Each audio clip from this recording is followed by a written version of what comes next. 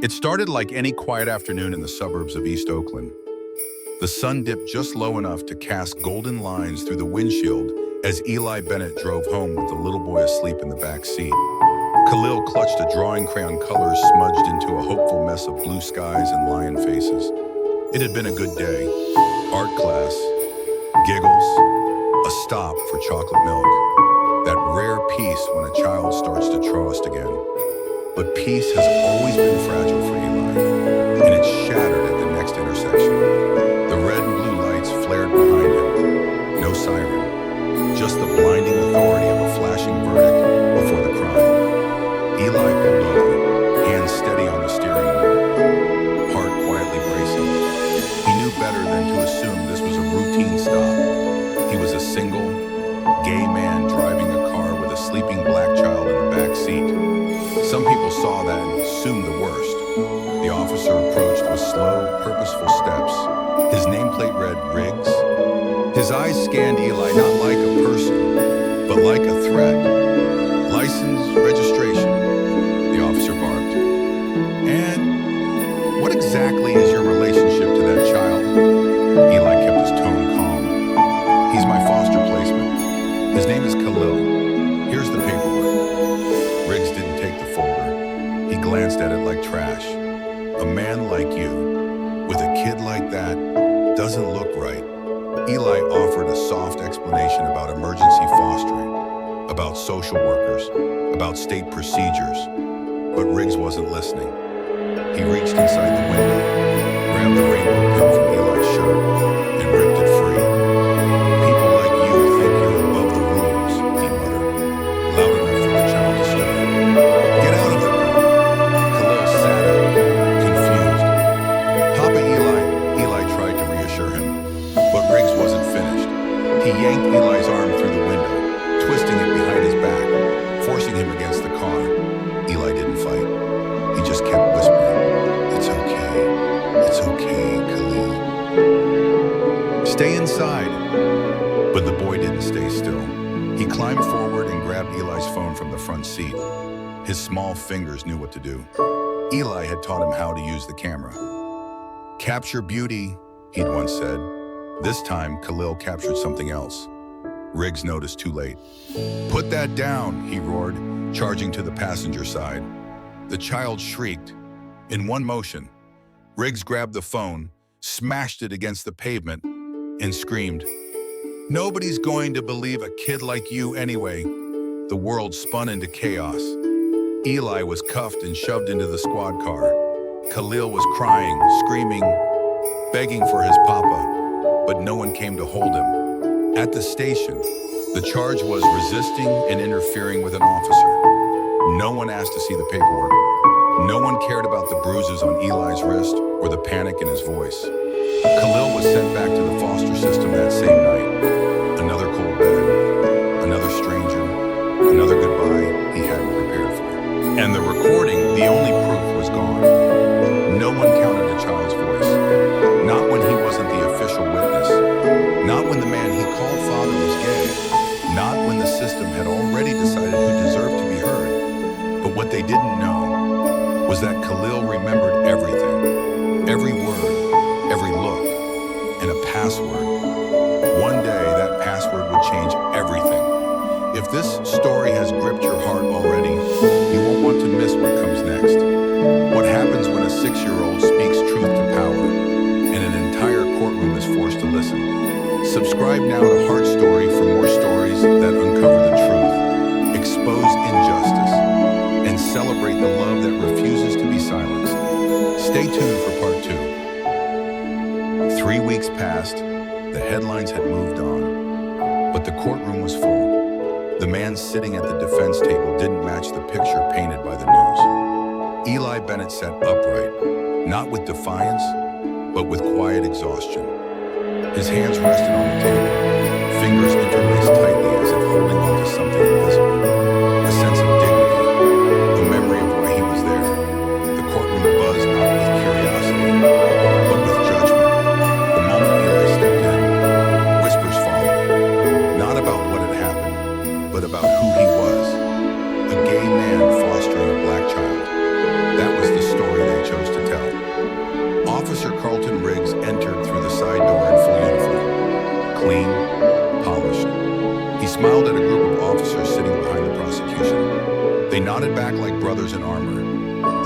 was already written for them. The prosecution framed it as a routine stop turned hostile. Their words were cold and efficient: suspicious behavior, refusal to comply, escalation. No mention of the rainbow pin, no mention of the shattered phone, no acknowledgement of the child. I am Eli's defense attorney. Ash stood silently beside him. Ash was used to being looked at sideways. A transgender lawyer in a courtroom that still judged appearances before arguments. They wore a dark blazer, tattoos peeking just under the sleeves, a calm fire behind their eyes. When Ash requested access to body cam footage, the answer was immediate. No data. The dash cam corrupted file. Every technical failure stacked up like bricks against a wall of silence. Ash filed a motion to delay proceedings, requesting time to retrieve data from Eli's iCloud account. Perhaps a backup existed. Perhaps there was something left. But the judge, weary and impatient, denied the motion. "We will proceed," he said. "The state has waited long enough." On the third day, Eli still hadn't spoken. He'd been advised to remain silent until evidence could be secured. But each hour felt like a slow erosion.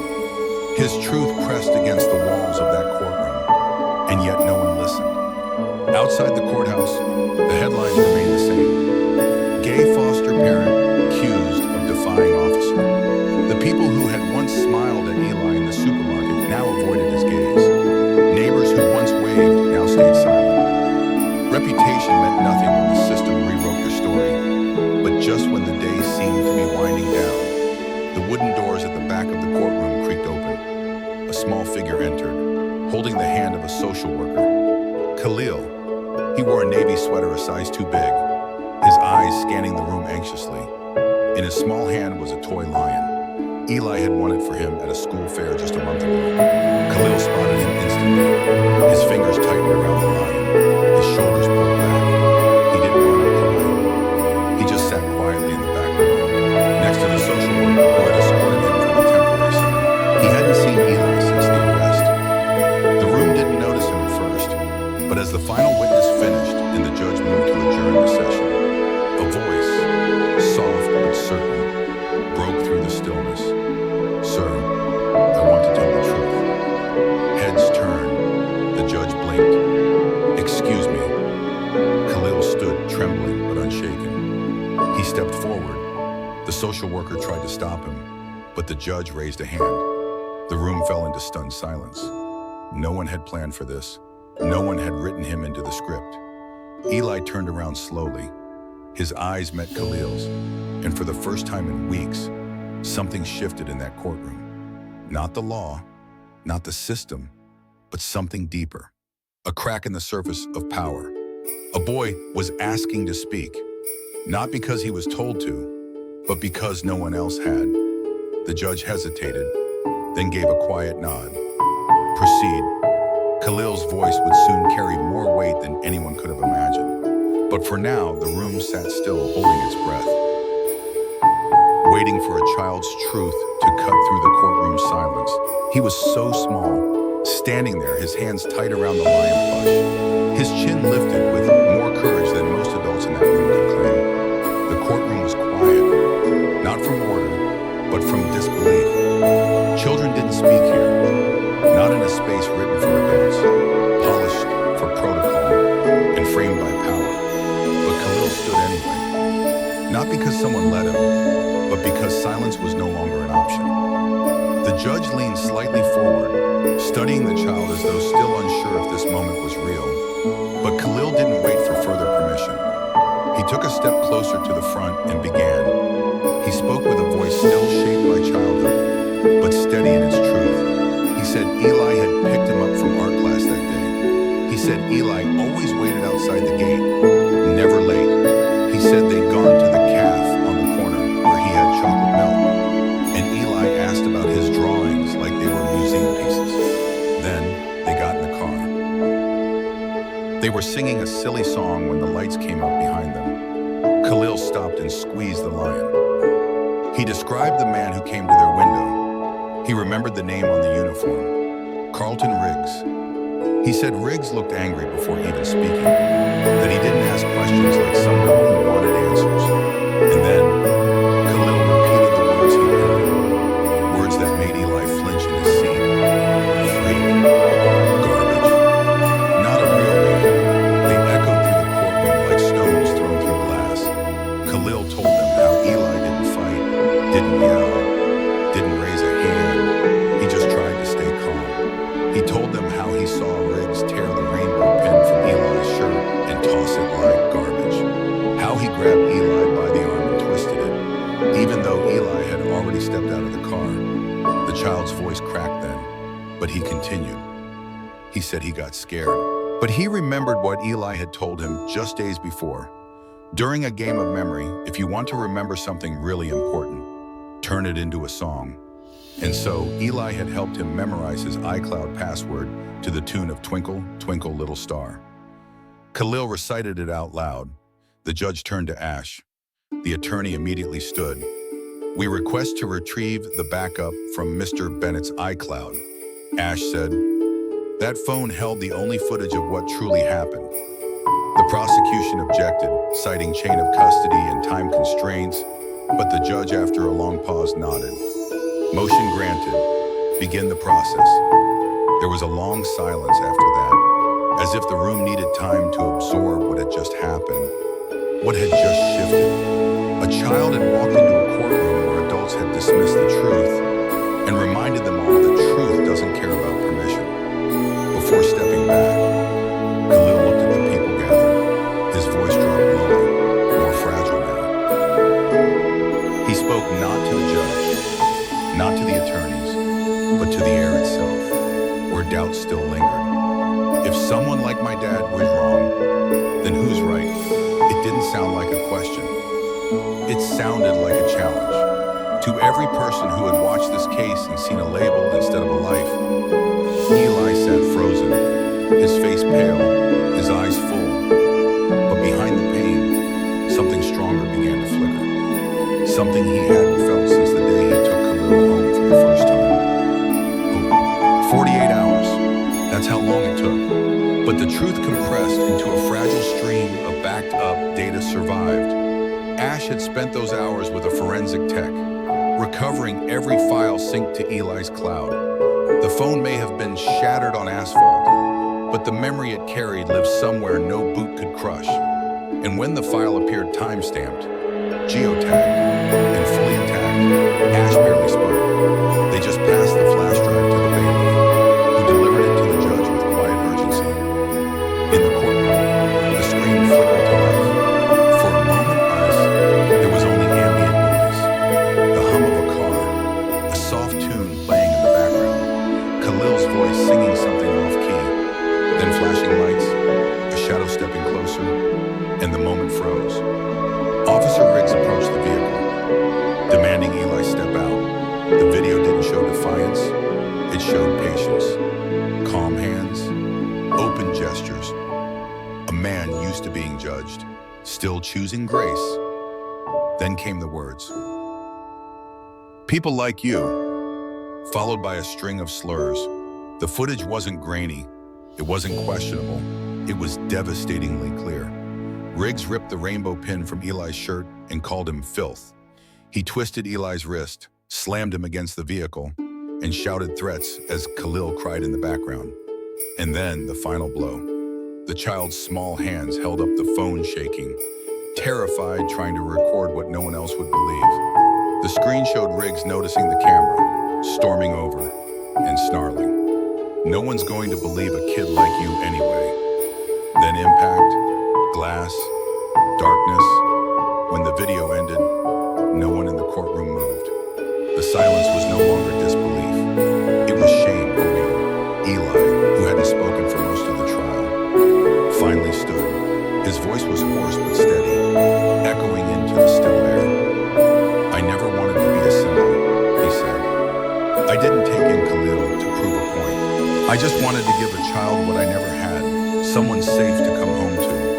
He paused, looked to where Khalil sat, clutching the same lion toy. But no one should be punished for who they are, not because of who they love, not because of how they look, And not because someone in a uniform thinks silence makes the truth disappear. Then, from the gallery, a young officer stood. Her name badge read Renee Alvarez. She stepped forward, a manila folder in her hand, trembling slightly as she addressed the judge. "I'm submitting an internal report," she said. "It includes 4 prior complaints against Officer Riggs. Patterns of excessive force, racial bias, homophobic behavior. They were all buried." The judge took the file without a word. The bailiff walked to Riggs. For the first time since the trial began, the officer looked pale. The handcuffs clicked. The sound felt louder than it should have. Riggs didn't speak. He didn't argue. He just looked away. Eli didn't smile. He didn't celebrate. He sat back down beside Ash, his face unreadable. Freedom doesn't always feel like victory. Sometimes it feels like exhaustion, but it wasn't over. Because in the aftermath of the verdict, something began to change. Eli's name spread beyond that courtroom. News outlets ran the story with a different headline. Now video clears foster dad officer arrested after courtroom bombshell. Social workers came forward. Parents, teachers, advocates. Messages poured in, not just of outrage, but of recognition. Of people who had once been silenced, now seeing their truth validated in someone else's pain. Khalil and Eli were no longer alone. The weight hadn't vanished, but it had found more shoulders to carry it. But even as justice seemed to settle, one question remained, one thread still unwoven. Because the woman who had exposed Riggs, the officer who had dared speak against her own, she carried a secret of her own, and that secret would change the story again. 6 months later, the courtroom had faded from headlines, but the weight of what happened still echoed in Eli's every step. Yet in that time, something else had grown quietly, steadily. A bond that had begun in uncertainty had deepened into something immovable. Eli Bennett was no longer just a temporary foster placement. He was now, officially and forever, Khalil's father. The adoption papers were signed in the same city that once questioned his very right to care. The same system that once separated them had no choice but to recognize what had always been true love makes a parent. Not silence, not permission, not blood. But Eli didn't stop there. He knew there were others like Khalil, children silenced, displaced, unheard. He also knew there were others like him, queer adults trying to protect, trying to parent, trying to exist in a world that often pretended they were invisible. So, he created something that didn't exist before. He called it Little Lions, a nonprofit that offered legal aid, trauma counseling, and emergency housing for LGBTQ+ individuals and children involved in discrimination-based custody or abuse cases. The name came from Khalil's toy, now faded from too many hugs, but still sitting on the bookshelf beside Eli's bed. The first donation came from a stranger who had seen the courtroom video. The second came from a teacher who'd once been fired for defending a trans student. The third, from a young police officer who knew firsthand what it meant to speak truth against the uniform. Her name was Renee Alvarez. The day Eli saw her again, it wasn't in a courtroom. It was at a small community event where he'd been invited to speak about systemic reform. She stood at the back, quietly listening, until the end when she stepped forward and placed a folded note in his hand. He didn't open it right away. Later, in the privacy of his car, Eli unfolded the paper. It read, "I'm Riggs' cousin. I grew up in the same house. I stayed silent for years because I was scared. I'm a trans woman, and he made me believe I was a mistake. But watching your boy speak, it reminded me what bravery looks like when no one gives you permission to be brave. Thank you for standing, so I could finally stand too." The twist had never been about vengeance. It had always been about truth layered, painful, and deeply human. Renee's decision to expose Riggs didn't just bring justice. It drew a line in the sand, dividing who people were told to be and who they chose to become. And then, one autumn afternoon, Eli was invited to speak at a national summit on police accountability and family justice. He stood at the podium, suit neat, posture firm, but his voice as soft as ever. He told them about growing up as the son of a preacher who preached fire but offered no shelter to his own gay child. He told them about sleeping in his car during college, about being denied every early fostering application, about holding back tears when Khalil first called him dad.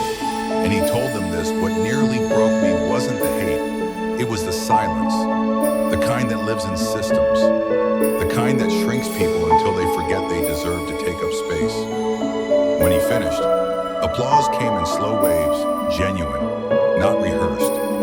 Then something remarkable happened. Khalil walked onto the stage.